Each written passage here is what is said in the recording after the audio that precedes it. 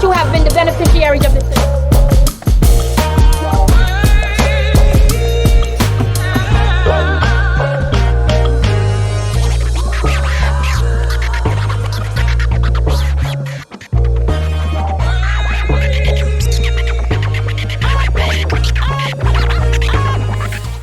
You are leading an amazing organization here, and you have some extremely high goals that can really shift conversations in communities. In fact, you have a $1 trillion goal that you created that it would mean revenue generated ways that would really impact economically minority businesses. Tell us about this $1 trillion plan.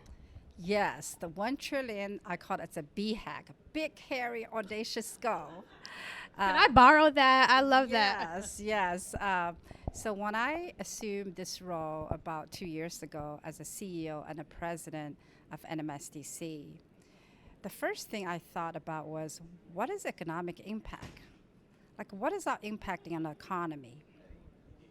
So we did a minority business economic impact study for what we do.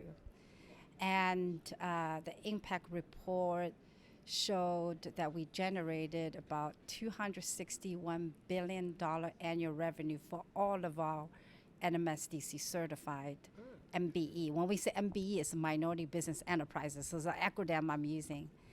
And 1.7 million jobs, and the numbers seemed very impressive. So people were celebrating, and I said, 261 billion is only 1% of our GDP. And we're 40% of the country's population.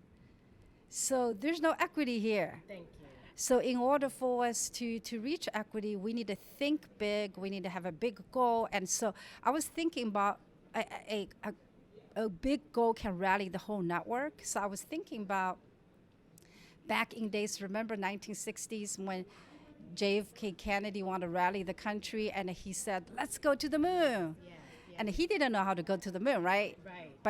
But what he said, he rallied the whole country to strive something that's bigger, that you can see, that you can dream. Guess what? What happened? We went to the moon. So I was thinking about that. I thought, 1 trillion. We can't see that yet. We don't know how to get there yet, but it's a goal that we can rally the network to work towards the common goal. It's very easy to remember. So if you go to the audience out there, they're not going to remember what's our mission, a vision, all of that, but they can remember 1 trillion. The number just sticks out, but that's great faith. You talk about having a goal for something that you can't see and many others can't even wrap their minds around. Can you kind of break down what that looks like? So what that look like is, number one, corporate America that has trillions of dollars buying power need to step up and do more. And not only buy from MBE in these traditional areas like janitorial services, staffing businesses, they need to think about these high margin businesses area, right?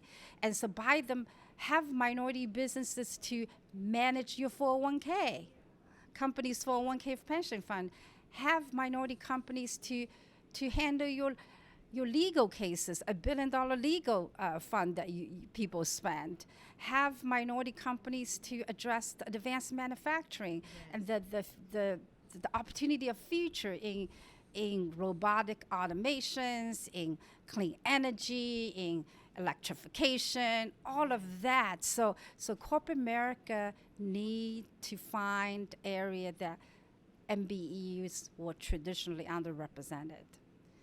The second thing I think is earlier at the conference we talked about that once in a generation opportunity from federal investment dollars. Yes. The Infrastructure Spend and Job Act, the Inflation Reduction Act, the CHIPS Act, and now there's a $48 billion broadband money coming down into the economy.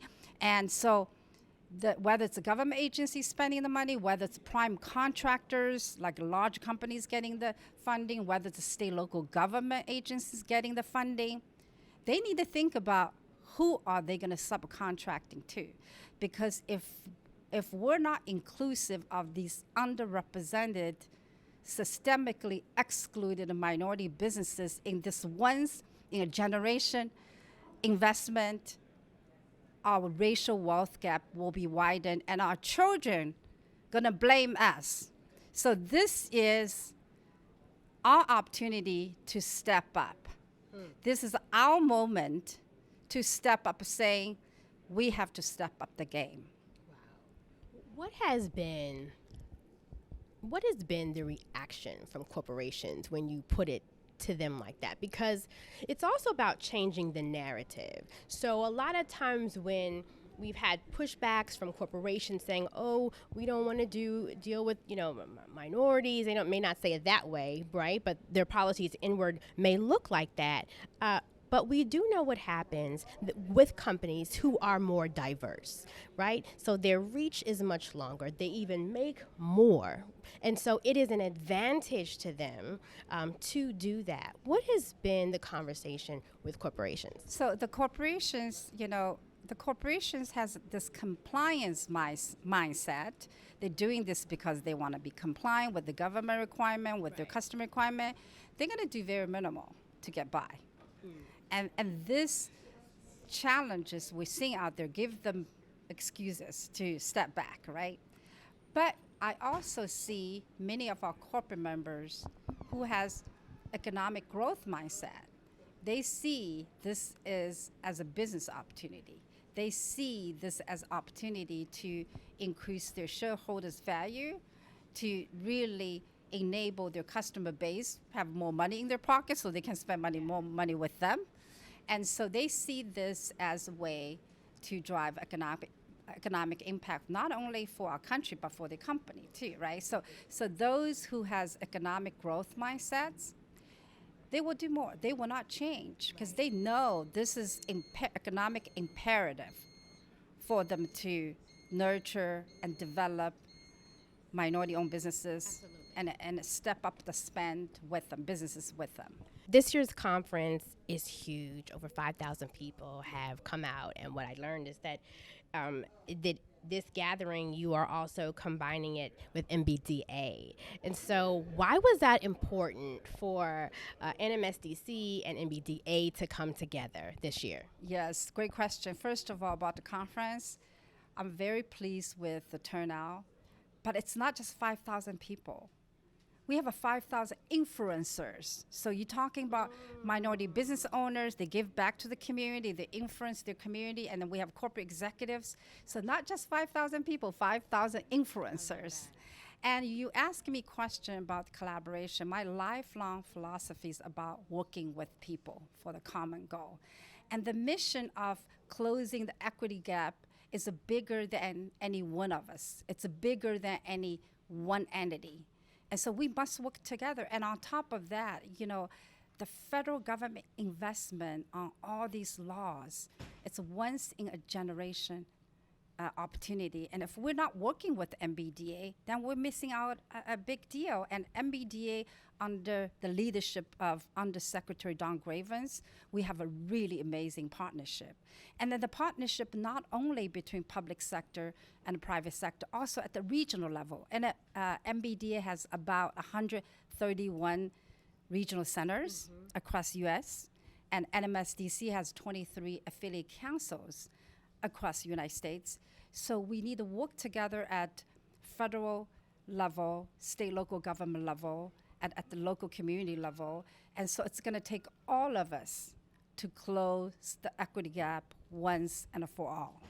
Thank you so much for the work that you are doing at the helm of NMSDC as the CEO and president. What is just a last encouraging word that you can give to people who will see this interview and they are feeling a little hopeless and discouraged at this time about their businesses and resources and scaling?